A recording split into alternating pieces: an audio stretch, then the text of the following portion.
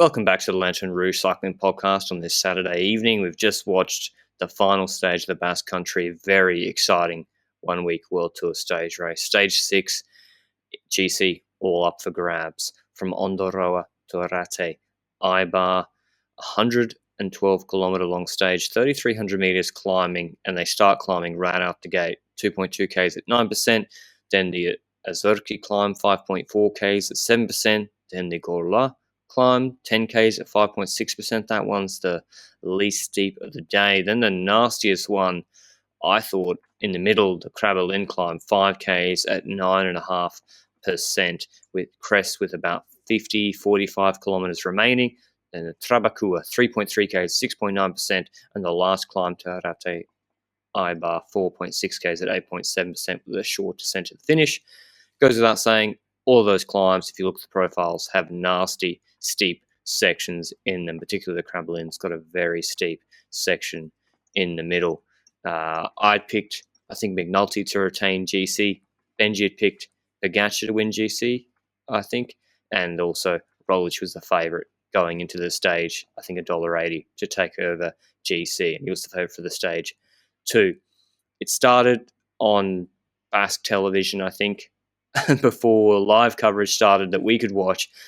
We saw the live stats or wherever on Twitter saying that people were attacking on the first climb straight away. I think Carthy attacking there. And he was 2 minutes 30 on GC, and he was then in the front group for the rest of the race. But yeah, before the stage, Benji, what did you think would be the strategy for Jumbo-Visma? Would it be satellite riders? Would it be to just sit on? Would it be to just wait for the last climb? What did you think they'd do? Yeah, yesterday we mentioned it. Satellite ride is most likely the case. I thought they would send someone in the breakaway, and that would be a moment where UAE would need to step in and see if they want to let that go or not. But we also mentioned that the start of this stage is so perfect to have breakaway riders just all over the road, because when a stage starts with an uphill section and is such a short stage, then people who are a minute, 2 minutes behind can already start attacking, but also everybody that is aiming for a stage win in this mountain stage can definitely do so as well. So you're going to have multiple people from multiple teams trying to get in the breakaway, even teams with multiple riders in the breakaway, because they're going to try and set up perhaps satellite riders, but also a rider with a stronger rider so that the one rider can start pacing for the others. So those are the kind of concepts you can expect on a breakaway on this kind of stage. And it started off relatively similar, didn't it? Yeah, Carthy going. He was joined by Bevan, riding for the ghost of Michael Woods, who unfortunately crashed out a few days ago or didn't start the other day. Bevan looked really good. I think he was joined by Christopher Juhl Jensen on Bike Exchange, perhaps a satellite rider too for Esteban Chavez. But that all kind of got kept close, not by UAE or Jumbo-Visma, by Movistar. Movistar wanted to get riders in the break. So we then get onto the first main big climb, the Azurki climb, 5.4 Ks at 7.1%. I think riders were going across. I think Omar Freire was trying to get into that group, Ben O'Connor as well. Movistar were pacing with Enric Mas. Valverde was their man on GC. And it's also Antoine Tolhoek trying to get into that group as well. So, yeah, I was surprised actually the UAE was so okay with Jumbo-Visma getting satellite riders in that group. But not a big gap, and we still go on to the second climb. The riders have pinged across to this group, this breakaway that's forming, but still like 30 to 45 seconds. We get 40 Ks into the stage on the Gorla climb. Not so steep. UAE on the front, let it go out to a minute. They're not pacing very hard. They've got Ulissi, Hershey, Micah, I think, in that group, pacing for McNulty and Pogačar not very well. Well, not deliberately not very hard, because Carthy's 2:30 on GC. And then Padun Bridges with Carlos Verona. So getting another Movistar rider in that group. Tolhoek's gone across. And then Benji, Mark Hirschi. Instead of UAE just closing that gap and, maybe being worried about Jumbo-Visma having satellite riders in there, and Van Sevenot in the group at 1:30 on GC, which is more dangerous, they send Hirschi into the group. Were you surprised by that, rather than keeping him behind to pace and close things down for McNulty and Pogačar? Yeah, I mainly did because Hirschi, when he made that move and went to that front group, they started pacing with someone else in the group behind. So Yeah, now they were kind of using two riders. Even though Hirschi was sitting on the wheel of the other Jumbo rider that was attacking, then still, it's still extra spendage that I think they could have better off spent you're right. It was just Micah. keeping Hirschi in that group. And I think that is the first not big mistake, but it's a small mistake that can lead to bigger issues in the future. And I think that definitely played a role later on. So But now Jumbo is at the front he of the was race with marking multiple Uman. satellite riders. You've got Movistar at the front with multiple satellite riders. You've got Patton for Landa and Bilbao. Bilbao, who Yes. missed the breakaway a bit earlier, so he unfortunately had one of his shots already done. And then you also have, did I say Astana or Movistar already? But one of the other also had multiple satellite riders for if an attack would follow by one of their riders in that group. So a lot of teams ready for something to happen on one of the next climbs, and I was anticipating it. And looking at how that group was forming, I thought the stage would go slightly different in the way that we said yesterday. I thought that the race would open up at this point on the fourth climb of the day, I think, just after the one where this breakaway started forming. But it wasn't really on the climbing section that the race opened up. Yeah, it was. They get to the top of this descent. Oh, sorry, the top of this long climb. Group one, you've got Hirschi, Uman, Tolhoek, Freyler as well. And then I think Mas and Verona, Carthy. So the two GC threats were Carthy and Van Seven up there. And a big acceleration on the front by Team Astana. This is with, I think, like 50 Ks to go at the top of this climb, maybe 60 Ks to go. Big acceleration. UAE had crested the climb on the front. They were there at the front. They were on Roglic's wheel, just about. Pogacar was looking at his wheel, and suddenly there's a split. Same as the other day with Aaron Baru and Freyler, but this time I think it's Izagirre and Aaron Baru attacking on that descent. Roglic just gets on the back. Someone lets his wheel go. Valverde gets, I think he got into that group, Benji, as well with the Movistar. So you've got more GC threats going up the road, as well as David Gaudu in the group. Good descent from him. Moving up to contender for the stage win. And now you've got Hirschi in group one. He can't help on the descent. Ulissi and Micah, I think, were cooked from the climb. And you've got Jumbo Visma with satellite riders up ahead, and Roglic being brought across by Astana on the descent. So Pogacar and McNulty, I think Pogacar was doing most of it. We had to pace on the descent, trying to bring this back. We've got a valley of about 15 kilometers before the Krabbe climb. And this was very similar, I thought, to Paris Stage 8 in the way it looked, the camera angles. You've got maybe a 5-7 second gap. The gap is so close at one point between Pogacar pulling with McNulty on his wheel and the group ahead.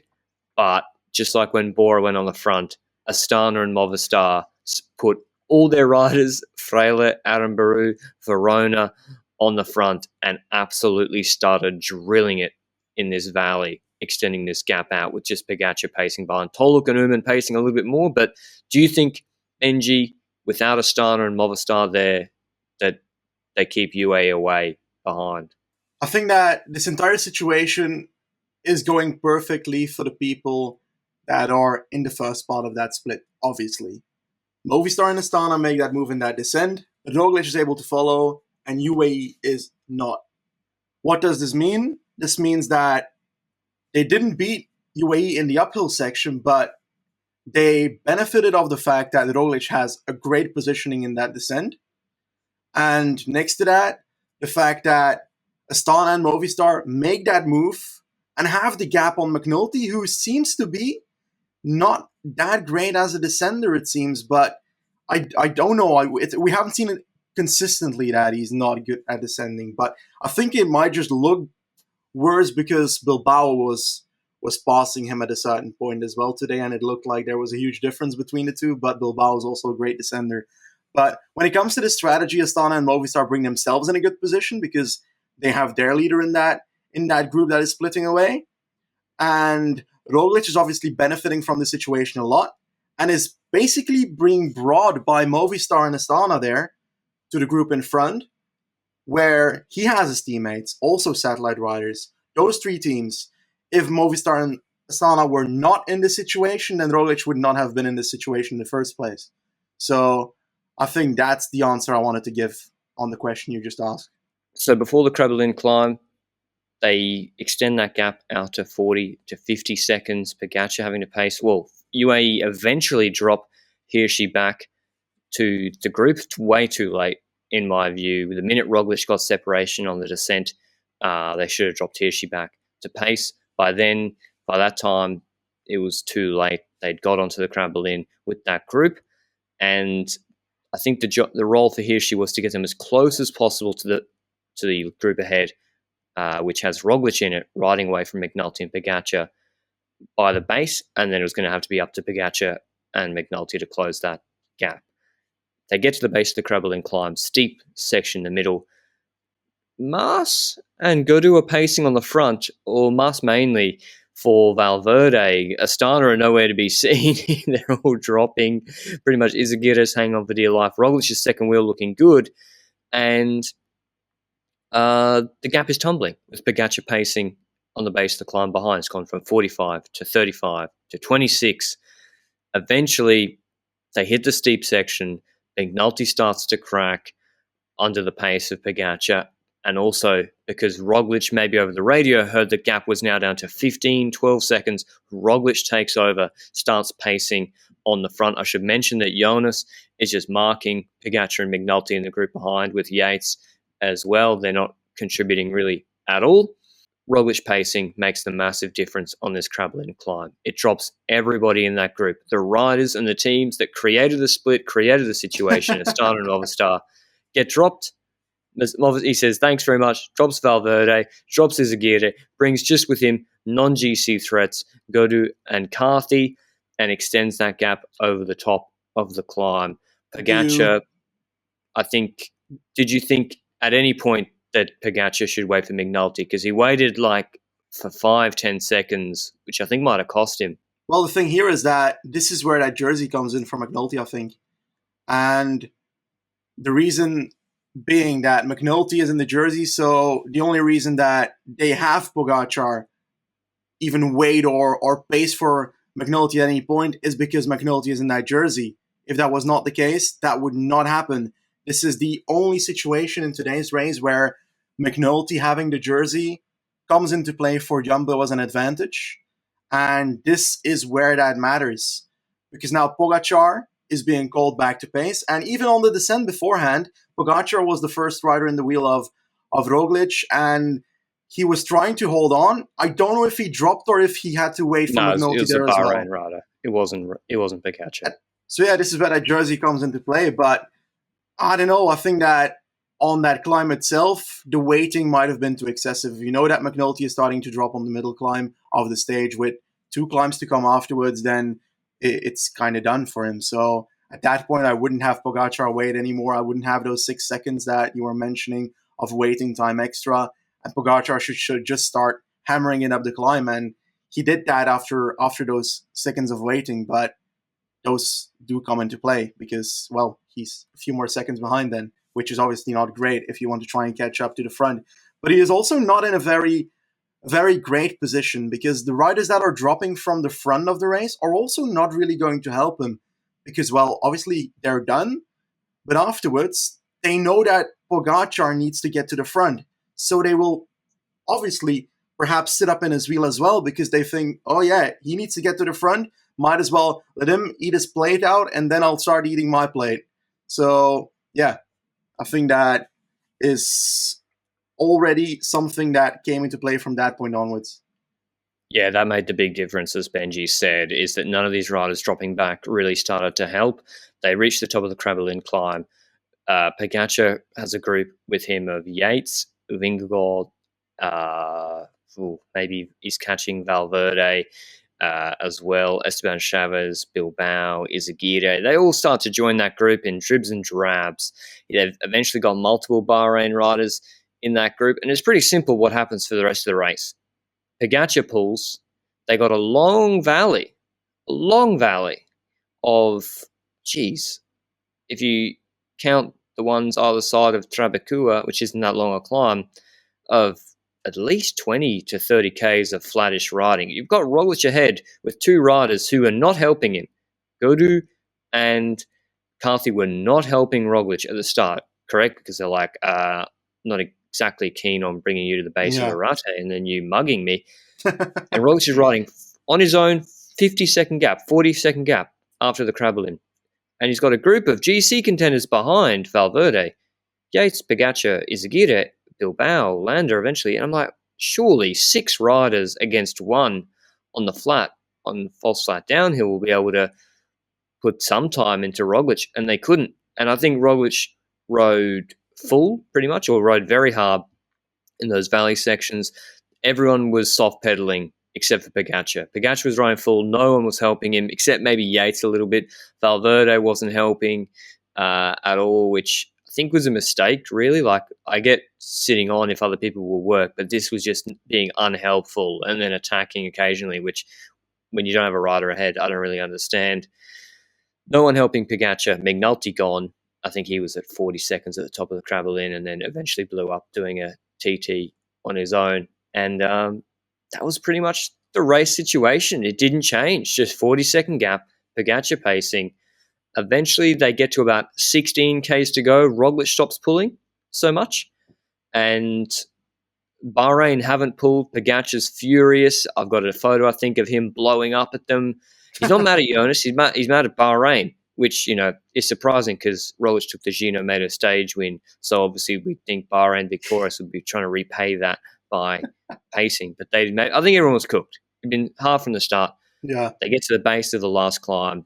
Godu had already looked good compared to Carthy. He'd been surging a little bit, and he starts riding the front really hard on the last climb. Roglic doesn't even take a turn. Pogačar still pulling on the last climb. 8 Ks to go. Gap at 40 seconds. Eats in 10 seconds, but then Godu rides it away from him a little bit more.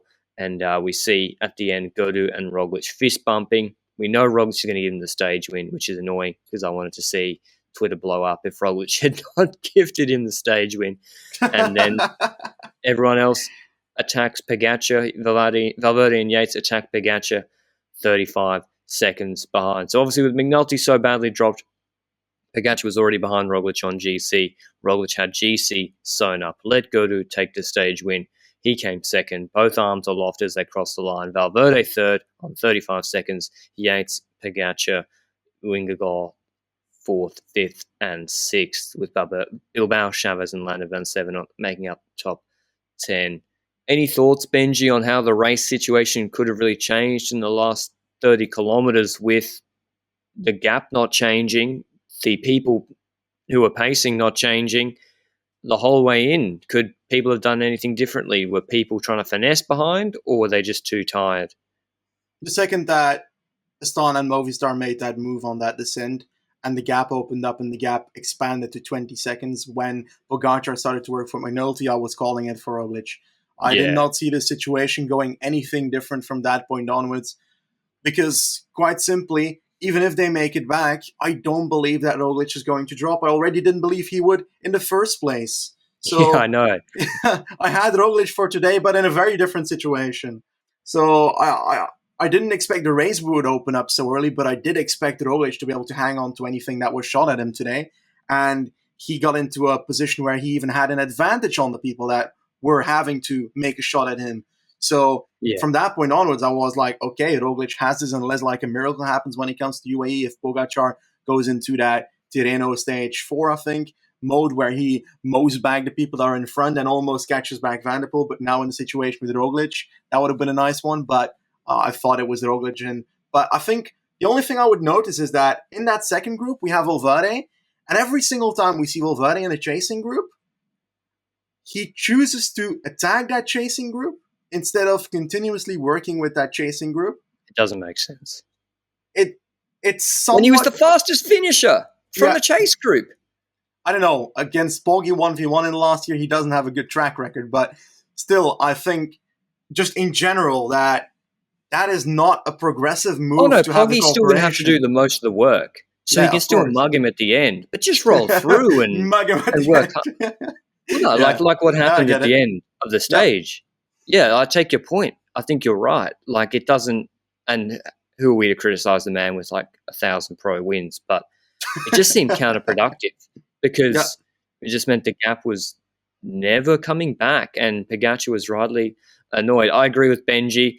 The race was lost when UAE fucked up the top of the climb at Aluisa Gorla. Well, first of all, having Hirschi go across, don't agree with it. Said at the time, it's like, why are you having Hirschi go across with Ullman? You can have, well, some may also say another mistake was not having Pogacar be aggressive at the start of the stage. But that's not really a mistake. That's just more a choice they made. So that's a mistake, I think, not having Hirschi there on the to help them immediately on the descent. Second mistake is not being at the front on the descent or at the top of the climb. They had Micah and Ulissi there, McNulty and Pogacar were at the front of the group, and then all of a sudden, 2 frames later, they're gone. They yeah, get behind Bilbao. Bilbao opens up a gap, I think, or a Bahrain rider to Roglic, who, by the way, Roglic was just hanging on to go to his wheel too. He was like yo-yoing off that Astana group too. It was Astana were absolutely flying. There's problem, or mistake number 2. Mistake number 3, they didn't drop Hirschi back for ages. It took ages to drop Hirschi back. The second they saw Roglic split, you got to drop Hirschi back. yeah. The second that happens, because you need to ride full to chase him back. And it took a long time into that valley for Hirschi to come back.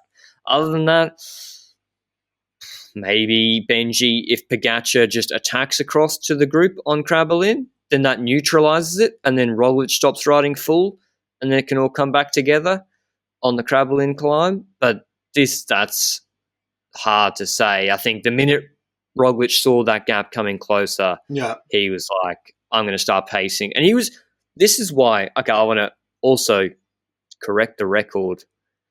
Benji and I didn't think Roglic would have a problem defending the leader's jersey today in a normal race scenario. That was the basis of all our comments, is that if Roglic was in the leader's jersey, we thought he would be fine, because we thought his legs would normally be fine in a 1-week stage race. He's been an incredible 1-week stage racer, and we saw his legs today. If your legs are good enough to pretty much do a 40k solo ITT, hold off a group of GC favourites chasing you behind, and drop everybody on the Krabbelin halfway through the stage, you probably would have been fine defending the leader's jersey, Benji. I think this is a roundabout way of getting to that outcome, but still, it worked out for Jumbo-Visma. I still don't agree that losing the jersey was like some 5,000 IQ strategy. I haven't changed my mind, because Benji, it's like Benji said, he said it on after stage 4, Benji said it yesterday, you can't look at outcomes and then say, oh, that justifies that decision 2 days ago. If you said, well, actually, LR and Benji, we knew Astana would pace at the top of the descent, and that Bilbao would lose Roglic wheel, and that's how McNulty would get gapped, then I'll apologise to you. But I didn't see any comments like that. But yeah, any thoughts on this race, Benji, on this stage? Do you A think lot. Jumbo-Visma are vindicated? I think that Roglic's decision making during the stage was great. It was I think outstanding. that the DS's decision making when it comes to Jumbo during the stage was also very good when it comes to sending riders in the breakaway at the start of the stage, thinking that through, all that stuff with the satellite riders, that really played a big role. And I think Really they good. didn't make a mistake today as a team, while UAE did. And some people will say Astana, Movistar, those two teams might have made a mistake by launching the attack in the descent and having Roglic in the wheel. But no, I don't think so. I don't agree on that. I think that was their only option to try and put this race upside down and try and take some magical victory in the end. By forcing that in the descent, they didn't know Roglic was going to be in their wheel at that point. They hoped not.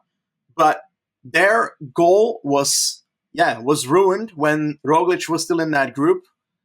And eventually that leads to actually, pause. Yeah. I agree, descent makes sense with Astana and Movistar. Yes. But going into the base of the Krabbelin climb, why are you bringing Roglic there and pacing for him? Let's take a look. I think that's a good question. Because the minute Mars stopped pulling, Roglic went to the front on the 14% section and said bye-bye, everybody. And then he would have done the same thing on the Rate as well. It was still a large group. So maybe it was too early. It was too early for them to attack and play games there. They were just trying to focus on distancing Pogačar. But I think they kind of ignored the wolf that was in the group with them to worry about the two behind. Well, I don't know about that, because we're thinking about the situation now, as in this team could have done something still on the climb where Roglic went, but I think the domestiques for Movistar and Astana, they were never going to survive that climb, and if they would, then the tempo would be so slow that Pogačar would come back anyway. So I don't think that was perhaps a mistake, because I don't think those domestiques would have survived that climb anyway, and I think those GC riders would have been alone against Roglic anyway from that point. So I don't think it's as big of a mistake from Astana and Movistar as not really. You're bringing. It's just forward. Funny. Yeah, it's funny. In hindsight, it's hilarious that they launch Roglic and he just drops them. It is just funny. But yeah, I can't really criticize them for trying something different during the middle of the race. If they'd done it to the base of the final climb without attacking, then you're like, oh, I don't think they expected Roglic to go full on Krabbelin and drop them all. And then I guess have Godu and Carthy. Well, no, they didn't work with him. Crazy stage. Final GC standings, Roglic first, Wingegaard second. Am I reading this correctly? Wingegaard second on 52 seconds. Jumbo-Visma 1-2. Pogačar third on 1:07. Yates fourth. Godu fifth. Bilbao sixth. Valverde seventh. Landa eighth. Chavez ninth. Izagirre 10th. A wonderful week of racing. Roglic 52nd professional victory. He's won GC at Tirreno, GC UAE Tour, 2 Vueltas, 2 Romandys, 2 Basque Countries, Liège, second of the Tour. Crazy. What do you think next for David Gaudu, Benji? Do you know, is he doing the Giro or the Tour? Because I know Pino's doing the Giro. What do you see for him? Is TT's obviously the problem, but should he go the pure stage hunter route, top 10 GC? What do you think you'd focus on if you were him? I think we've noticed already that last year in the Vuelta, he was hunting for the stage wins, tried to keep a decent GC in the process to make sure that those breakaway stage wins would bring him forward in GC. And it worked out pretty well with an 8th in GC and then eventually 2 stage wins. Fun fact, one of which was also because Roglic just decided to not go for the stage on Farapona. So it's a bit of a meme true. Now, because it happened again today, but not really in the same stature of things. And that's not criticism towards Gaudu, because I didn't see anyone else near Roglic at the end of today's stage. So that means that he could follow while the others could not. And in regards to this season, he's the leader of Groupama FDJ at the Tour de France. When it comes to the parkour, I'm tiny bit scared when it comes to his time trial for that to be a godlike move. But on the other hand, he could top 10 GC. I don't think top 5 is really in the cards. God, personally. He lost a minute 15 in the TT here. And it's so much time trials in the Tour de France. And this one had hills in it. Yeah. Imagine the flat ones in the Tour de France. Like, this is not good for him. And I'd love for him to do well in the Tour de France. And I just don't see it happening. I think he's going to do well and he's going to get perhaps a top 10 or something. But I don't think he's going to achieve what they're trying to do, because I feel like they're trying to replace Pinot with Gaudu a tiny bit for their GC leader plans in the future. And I'm not sure it's going to go as quickly as they hope. And I think his time trial is also the weakness that Pinot also had in his career. So I think they both have the same weaknesses, and that's why the Tour de France with so many time trial kilometers is not going to be ideal for this man. But it's great that he gets the opportunity, because a lot of other teams would not put a rider like him directly in a GC leading position in a Grand Tour. And he right now has shown that he can at least do it in a 1-week race. 5th. Great ride. I think, speaking of the Tour de France, today is one of the stages we've had this year that has the most learnings for Jumbo-Visma for the Tour de France on how to put UAE and Pogačar under pressure. You have the satellite riders going up the road, then their domestiques, Micah and Ulissi at the top of the climb, not marking the Arambaru Astana descent attack properly, and then Roglic getting in that split. The gap to Pogacar could have been even bigger if Roglic had paced on Arate with Guru. But he already knew GC was sewn up rather, because he just had to finish not 20 seconds behind Pogacar.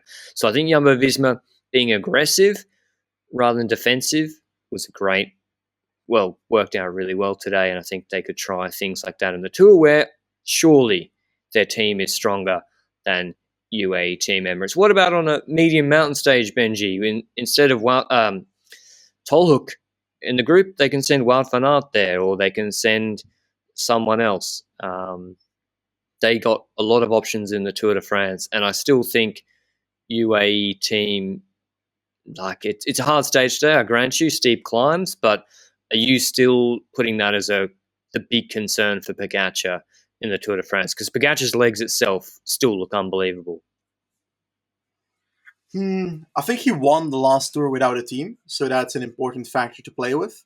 He was able to, break a different team, a dominant team, but mainly in the time trial towards the end. So I think he's going to require, first of all, to get a decent amount of time on Roglic in the time trials, which is not what he did at Basque Country, to be clear. He had a not per se a bad time trial, but for his standards, the last year, it was a bad TT. It was not a good TT. And Roglic had a good TT, and that's the difference. And if that goes into the Tour de France, and let's say Roglic takes time in the time trials and has such a dominant team that is, in my opinion as well, more dominant than UAE, because Maika was decent today, Hirschi was decent today. I don't think both are at the level that they want to be at yet for a Grand Tour. So we don't know if that's going to improve even further towards those. McNulty's not going to the Tour de France on paper, which could still change. I hope. I'm still drawing that petition forward, but I think that he might be very useful in that team, because next to him, they've still got other riders, but nothing on the standard of what Jumbo has. And I think that's the issue here. But I think that people also look at the last Tour de France and say, well, like I just mentioned, Pogacar beat a team of Jumbo there. But again, that's just in the time trial as well towards the end. And I think that Jumbo as a whole is very, very complete. And this will likely not change too much for the Tour de France here. I think that we, in this race, saw a younger team surrounding Roglic, which was still performing really well. Now, towards the end with Vingegaard mainly, I think that we notice Allman having a better day than the last couple of days. Tolhoek has been good, but has not been in the elite level good as he was in the Tour de France of 2019 or 18, one of the two, where he was actually really, really strong as domestique for his leader. And I think if all these young riders grow a tiny bit more and get to a tiny bit more of a level and perhaps be more consistent over the span of a stage race, plus the riders that are obviously going to be there. Van Aert, I don't know in what role he's going to be there, so that's going to be curious.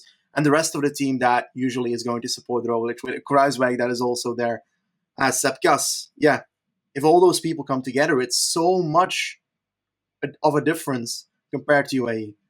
So I don't think UAE's team is definitely not as strong enough as Jumbo. But on the other hand, I think that UAE also has shown to play a very attacking role unless they are in the lead. So I think that's the mistake they made, Benji, is that they kind of played into Jumbo-Visma's hands by not using Pogacar as an attacking threat. And that was, I think, the way they rode at the start of the stage kind of played into that strategy, allowing satellite riders to go. But a great win by Roglic at Basque Country, still the best one-week stage racer in the world. He should basically have Paris-Nice, where he's dominant, and a Basque Country already. And I still think he's my favourite for the Tour de France, because I think team matters so much. And his TT, Benji, his TT is looking absolutely fire at the moment. But 3 weeks of racing seems to be different to 1 week, especially for him. So maybe people disagree with that as well. We hope you enjoyed the Basque Country podcast. It was a really exciting 6 days of racing.